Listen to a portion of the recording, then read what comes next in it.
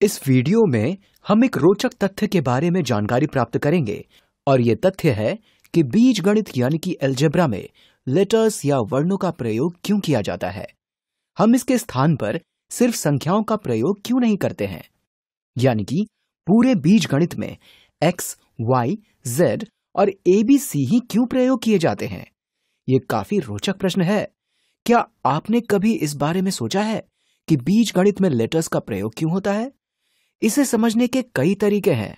इनका प्रयोग अज्ञात संख्या का पता लगाने के लिए किया जाता है। उदाहरण के लिए मैं यहां एक समीकरण यानी कि एक इक्वेशन लिख देता हूं, x जमा 3 बराबर 10 और हमें x का मान पता नहीं है और हमें किसी तरह x का मान पता करना है। यहां मैं बताना चाहूंगा कि यह जरूरी नहीं है कि यहां x ही लिखा जाए। हम यहां पर रिक्त स्थान जमा 3 बराबर 10 भी लिख सकते हैं, या हम यहां पर प्रश्न चिन्ह जमा 3 बराबर 10 भी लिख सकते हैं। इसलिए जरूरी नहीं है कि यहां कोई वर्ण ही लिखा जाए। हम यहां कोई चिन्ह भी लिख सकते हैं। हम यहां पर स्माइली फेस चिन्ह जमा 3 बराबर 10 भी लिख सकते हैं। यानी कि जब तक हमें उस संख्या का पता नहीं लग जाता तब तक हम उसे सिंबल या चिन्ह के रूप में प्रदर्शित करते हैं। अब हम इस समीकरण यानी कि इक्वेशन को हल करने की कोशिश कर सकते हैं और ये पता लगा सकते हैं कि इस चिन्ह का मान क्या है। अगर हमें इसका मान पहले से पता होता तब इसे चिन्ह के रूप में प्रदर्शित करने की कोई जरूरत नहीं थी। इसलिए हम वर्णों का प्रयोग उस जगह करते हैं जहां हमें संख्या का पता लगाना होता है। संख्या का संबंध प्रदर्शित करने के लिए भी वर्णों का प्रयोग किया जाता है।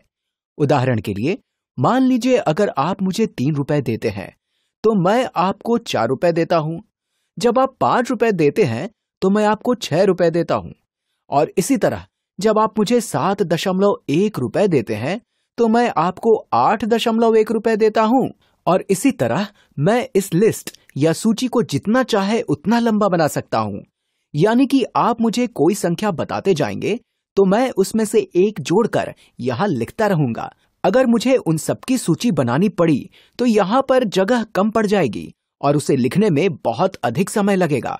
लेकिन लेटर्स यानी कि वर्णों का प्रयोग करके हम इस सूची को कम जगह और कम समय में प्रदर्शित कर सकते हैं।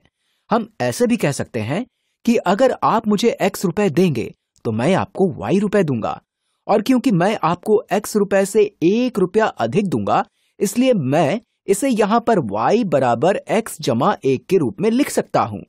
आप देख सकते हैं कि यह सरल समीकरण x और y के संबंध को प्रदर्शित कर रहा है।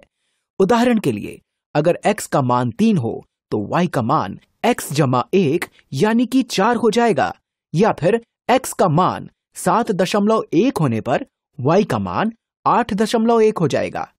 आप देख सकते हैं कि हमने यहाँ चरों यानी कि वेरिएबल्स को चिन्हों की बजाय वर्णों द्वारा अधिक बेहतर ढंग से प्रदर्शित किया है।